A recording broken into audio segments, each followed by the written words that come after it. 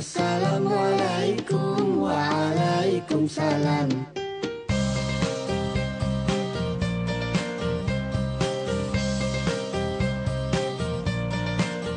In this episode, with the help of Allah subhanahu wa ta'ala, we will be tackling a very interesting and a very crucial question that we have received through our Facebook page. But my approach to answering the question and to managing this episode to highlight the answer to this question will be a little bit different, as I will first start by stating some facts and also the main points to answer this question, and then as we approach the end of the episode, I will tell you what is the question exactly and how it reads. So to start off, like I said, we have been talking, and also we previously talked about the methodology or the approach of seeking and becoming knowledgeable and becoming an expert in Islamic sciences.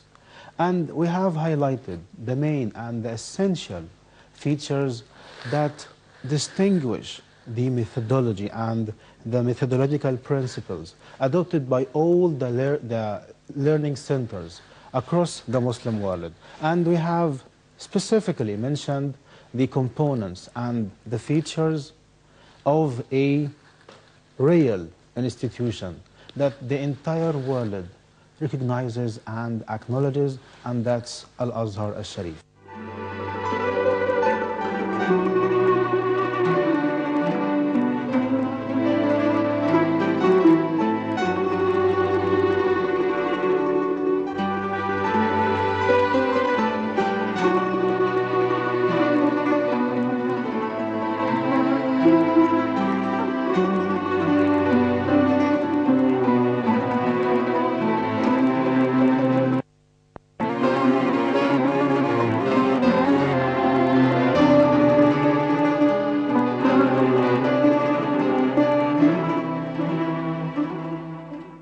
We have seen housed across the centuries and over 1,000 years old. This institution of learning has maintained throughout the years methodological principles that distinguish its approach, its academic approach, when it comes to teaching, education, and also of how it guides its students, its knowledge seekers, when it comes to the way, the academic way of seeking knowledge.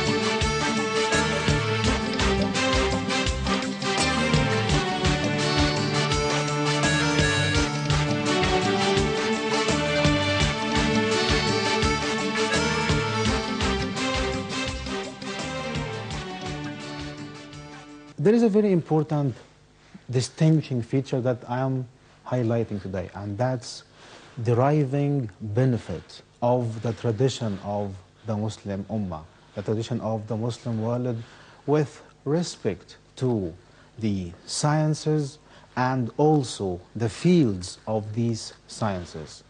And when I mean deriving benefit from the tradition of the Muslim Ummah, I mean by opening oneself up to it, maintaining contact with it, and building on it.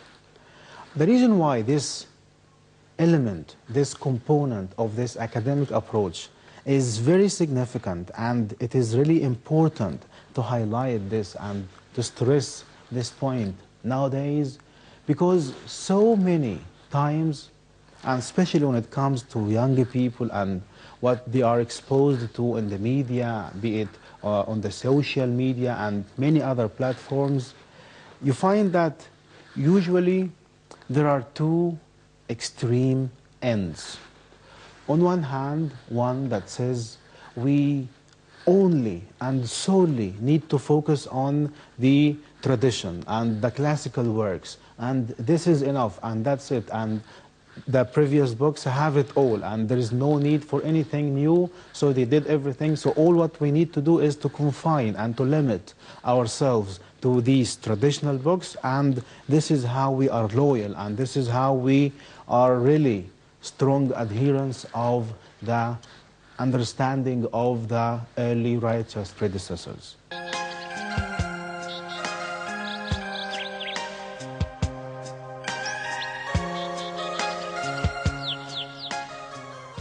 On the other end, also, we have an extreme view that says, no, it's the complete opposite, that we need to get rid of all that which was of the past, all of this tradition, all of these traditional books. There is no good whatsoever in them. They are so outdated, and they don't pertain or relate, and they are not relevant at all to nowadays world, and we need to, as some of them sadly put it, we need to get rid of them all together. And like I said, both are extremes and both are wrongs. So the one moderate and the one balanced position that we need to maintain is the one that Al-Azhar and the Azhari approach and Al-Azhar's academic approach and methodology has maintained. And that's, like I said, by having an approach that has a balanced outlook when it comes to the tradition of the Muslim Ummah. And I repeat, with respect to the sciences and the fields of these sciences and the contributions of the early Muslim scholars. أرسلنا من قبلك إلا رجالا نوحي إليهم فاسألوا أهل الذكر إن كنتم لا تعلمون. In the name of Allah, the Merciful, the Compassionate. And we have not sent as our messengers before you but men, to whom we revealed as we revealed to you, and if you do not know that, ask the people of earlier scriptures. So I'm not talking about cultural things and about the means of transportations and means of communication. This is not what I'm talking about. But I'm talking, when it comes to the tradition here, I mean the sciences and the fields of these sciences, particularly here. So, like I said, anyone who objectively looks into the scholarly activities and the scholarly outcomes of the Azhari scholars, you find that they totally understand this component. And that's, and I repeat, to derive benefit from the tradition of the Muslim Ummah. And that's by maintaining contact with it and opening oneself up to it and building on it. So the point here, my dear viewers, is the fact that the Azhari approach is an approach that acknowledges, and it is an approach that embraces the tradition of the Muslim Ummah when it comes to the sciences and the fields of these sciences, by opening oneself up to it and deriving benefit and extrapolating and extracting everything that's beneficial in these scholarly traditional works. While at the same time, we do find that it is an approach that does not limit itself or confine itself to the works of the past. Rather, it knows how to build on it and house it through maintaining this contact with the richness of these scholarly works. At the same time, it knows how to build on it and how to select academically and in light of methodological principles that which is best and that which is relevant to today's world. And even nowadays, when you look into the stance of all the reliable Azhari scholars, you find that they are always calling and stressing the need of tajdeed, or the need for the renewal of the Islamic discourse, and also when it comes to the rulings, and that's through ijtihad and through keeping in mind the methodological principles that we find, for example, in a very important and a very crucial science, which is, as you remember, one of the ulum al-ala, or the instrumental or the auxiliary sciences, and that's ulum al-fiqh, usul al-fiqh, or the science of usul al-fiqh, and or the principles of the Islamic jurisprudence. And how is it? This ilm of usul al-fiqh, it concerns itself with the principles, the methodological and the academic principles of how to understand the text, and how to extrapolate, and how to come up with the ruling in light of the factors that determine the legal opinion or the fatwa, and that's mainly 4 factors. And these 4 factors are the time, the place, the parties involved to the question at hand, and finally the circumstances or the conditions that envelop and pertain to the question at hand.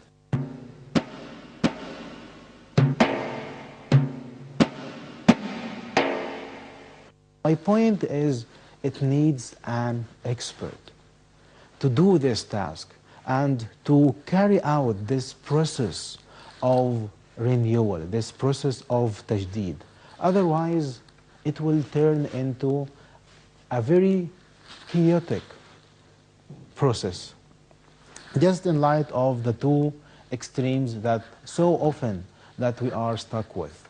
The one that says we just only confine ourselves and we just commit ourselves to the classical works and the traditional works, and the other end of the spectrum that says no, we get rid of it altogether. Like I said, the approach that we need to maintain is a balanced one, and that's one that opens oneself up to this tradition and maintains contact with it and builds on it. And like I said, this can only be done by experts in the field.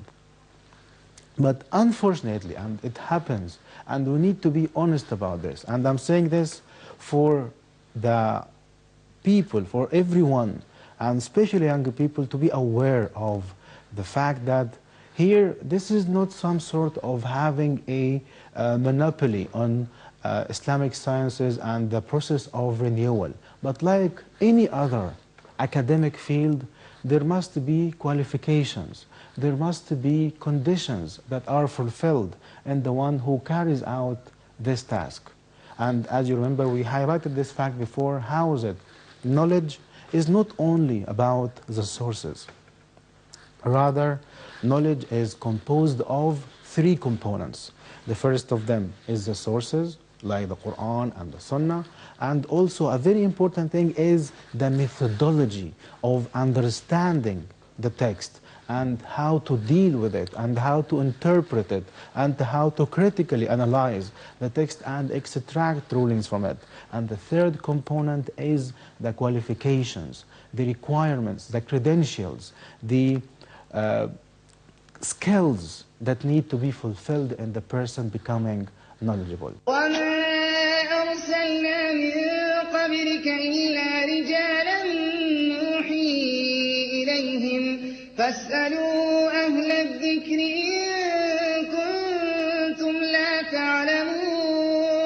In the name of Allah, the Merciful, the Compassionate. And we have not sent as our messengers before you but men, to whom we revealed as we revealed to you, and if you do not know that, ask the people of earlier scriptures. Question now, and I will leave the answer for you, is how come you don't even know how to read it and you didn't really study the content of what you are talking about, yet you come to criticize and you say we need to get rid of this? So how come you really got the understanding of what you are talking about in order to tell us that you are in a position to criticize this and to tell that this is wrong and this is not acceptable. Of course, you know the answer. So to wrap up, my dear viewers, as we are coming to the end of this episode, when it comes to the Kutub of al-Turath, or the tradition of the Islamic scholars, we, like I said, we need to maintain a balanced approach. And of course, we stress the need for renewal, and this is what great Islamic institutions of learning has been doing, and this is what the board of senior scholars, or Hayat Kibar al-Ulama, and also Majma' al-Buhuth al-Islamiyya, or the Islamic Research Academy, is continuously doing in order to verify, to authenticate all of these classical works, and to verify all of them so that they are able to provide for the public the legal opinions and the books that they can read and that they can rely on. That's it for now, and of course I do remember that I still haven't told you the question, and the question reads, so many often times, and it's a questioner from South Africa, and the question like I said reads, so often and so many times we hear, even on the social media, many controversies about quotations from classical books. So what is the right way to deal with these classical books? So this was the question, and that was the answer. As always, your questions and your feedback and your suggestions are most welcome. That's it for now. Until then, you are most welcome to watch this episode and the previous ones on the official Facebook page and the rest of the social media. Until then, Assalamu alaikum wa rahmatullahi wa barakatuh. Assalamualaikum.